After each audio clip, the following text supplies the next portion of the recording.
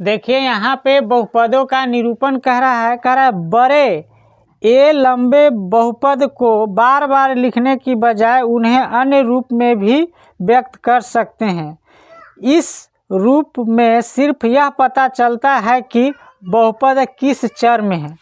कहने का मतलब है कोई बहुत बड़ा लंबा बहुपद दिया हुआ है, एग्जाम्पल से समझते हैं तो आपको पता चलेगा कह क्या रहा है।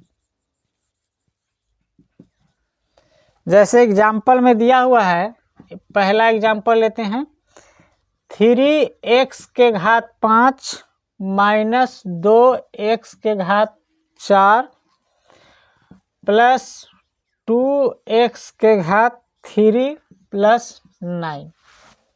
यह एक आपका बहुपद दिया हुआ है, ठीक है।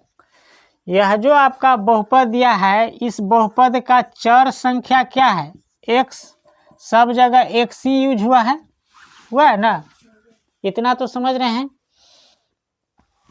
तो हम इस बहुपद को अगर कहीं पे लिखना हो, मतलब ऐसा दो बहुपद दिया रहे जिसमें यहाँ पे x x दिया हुआ है, उसमें y y दिया रहे, तो पूरा पूरा बहुपद को हम नहीं लिखेंगे। जैसे किसी व्यक्ति का नाम है ना टिकेश्वर नाथ सिंह है, तो उसका शॉर्टकट नाम क्या होता है? टीके सिंह कहते हैं ना। आप लोग को भी घर में गोलू मोलू भोलू कुछ भी कह करके बुलाया जाता होगा, बड़ा नाम होगा तो यह जो इतना लंबा आप बहुपद देख रहे हैं, अगर दो बहुपद दिया रहता और हमें इसे बार बार लिखने की आवश्यकता होता, तो एक x वाला दिया रहता, दूसरा y वाला, तीसरा z वाला, तो हम इसको डायरेक्ट हम कह सकते थे कि x वाला बहुपद है ना, y वाला बहुपद। तो आप समझ जाते कि इस बहुपद का बात कर रहा है, फिर y वाले बहुपद का बात कर रहा है, z वाले बहुपद की बात हो रहा है। तो उसको लिखेंगे कैसे? अगर x वाले बहुपद को लिखना होगा तो हम कैसे लिखेंगे? तो उसका लिखने का तरीका हमें यहाँ पे सीखना है। तो उसको लिखते हैं जैसे f ऑफ x है ना। अगर इस बहुपद का नाम देना चाहे तो इस बहुपद का नाम क्या होगा? f ऑफ x, ठीक है। तो लिखाएगा कैसे? f और कोष्ठ में x दे दिए, तो इसको पढ़ते हैं f ऑफ x, इस बहुपद को। तो जो चर संख्या दिया रहेगा वो कोष्ठ में वही रहेगा। जैसे कोष्ठ में क्या है? x है ना, और यहाँ भी क्या है? x। तो यह नहीं बदलेगा, मतलब जो उस बहुपद का चर संख्या रहेगा वो नहीं बदलेगा। लेकिन जैसे f ऑफ x लिखे हैं तो इसको आप p ऑफ x भी लिख सकते हैं, t ऑफ x भी लिख सकते हैं।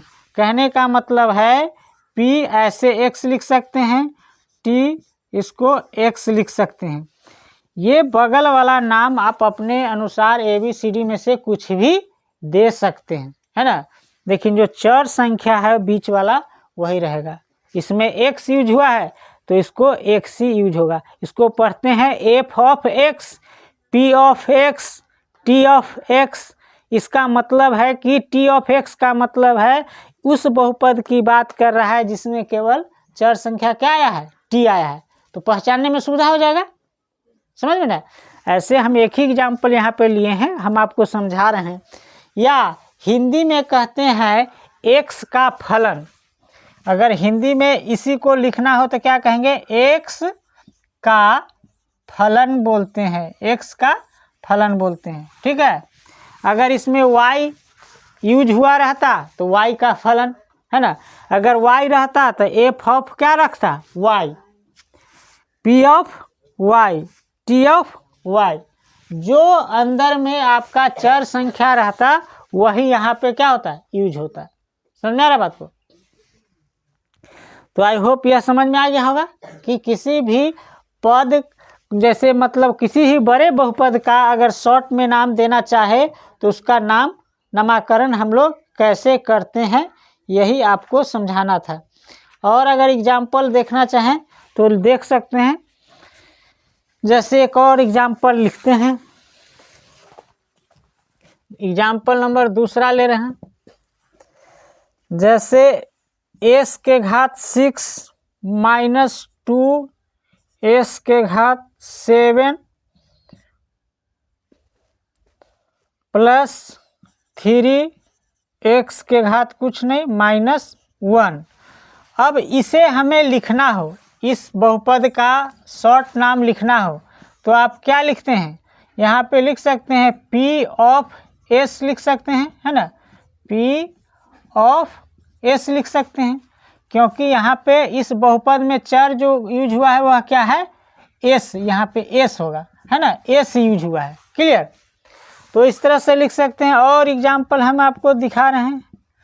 चलिए, जैसे 3t के घात आपका दिया हुआ है 3 प्लस 2t के घात 2 माइनस 4t।